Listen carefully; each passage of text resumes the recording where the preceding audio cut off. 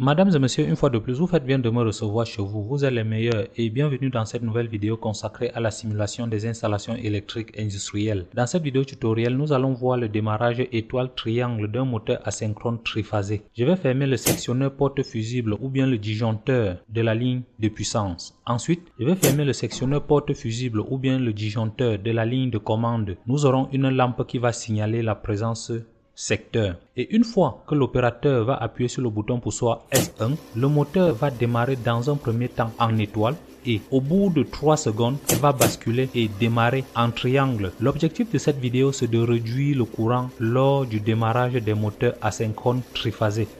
Donc pour interfacer et réaliser ce type de montage, nous aurons besoin de deux contacteurs de commutation. Le tout premier contacteur KM1 va se charger de coupler le moteur dans un premier temps en étoile et dans un second temps en triangle. Et puis vous aurez le contacteur KM1 qui sera le contacteur de ligne.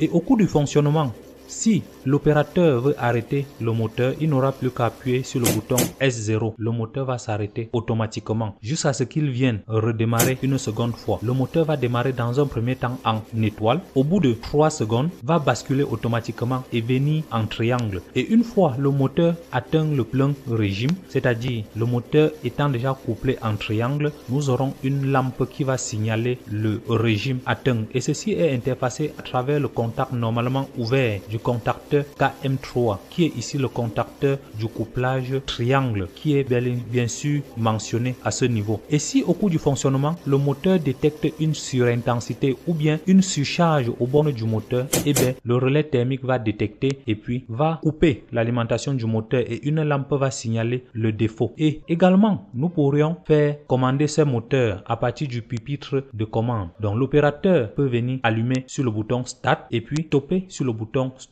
Donc pour faire ça, je vais d'abord enlever le défaut que le moteur a apporté. Pour enlever le défaut sur un moteur asynchrone triphasé, il doit falloir appuyer plusieurs fois sur le relais thermique pour libérer les contacts du relais thermique qui ont détecté la surcharge. Donc je disais tantôt que l'opérateur a également la possibilité de venir démarrer sur le pupitre de commande. Donc lorsqu'il va appuyer sur le bouton start, vous allez voir le moteur va rester en fonctionnement pendant un bon bout de temps et puis venir et s'arrêter lorsqu'on va arrêter. Et puis on peut voir sur le tableau que nous aurons le bouton rouge qui va signaler le défaut, le bouton marche lorsque le moteur sera en fonctionnement et puis nous aurons le bouton sens 1 lorsque le moteur sera en train de tourner dans le premier temps en étoile, également dans le sens 2. Donc je vais remodifier ceci et ne laisser que 3 lampes.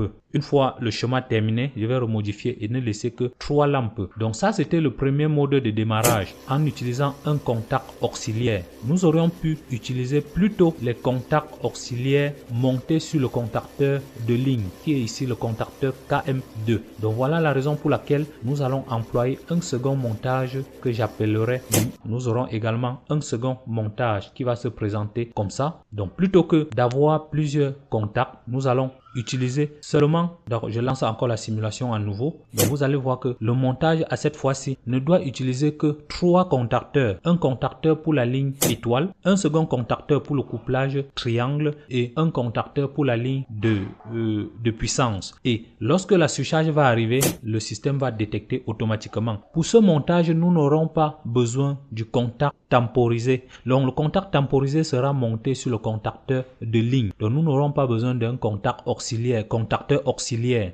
Comparé au premier montage que je vous ai d'abord présenté tout à l'heure, qui devait avoir besoin d'un contacteur auxiliaire. Donc pour le cas présent, nous n'aurons pas besoin d'un contacteur auxiliaire, qui est ce contacteur auxiliaire que j'ai mentionné, tempo. J'ai fait ceci dans le but de voir comment la simulation va tourner normalement. Donc vous voyez que lorsque le contacteur de ligne fonctionne, ça fonctionne avec un contact temporisé qui temporise ses contacts. Après un bon bout de temps, ça bascule en triangle et qui est le plein régime. Donc lorsque vous allez télécharger le fichier PDF, vous aurez toutes ces explications dans le cours. Voilà en grosso modo comment vous pouvez démarrer un moteur en étoile triangle dans le but de réduire le courant de démarrage lors du fonctionnement. Donc si tu as aimé cette vidéo, je t'invite à me mettre un pouce like, de t'abonner à la chaîne et d'activer la cloche de notification pour ne plus rater des prochains tutos. Like et abonne-toi pour la suite. Ciao.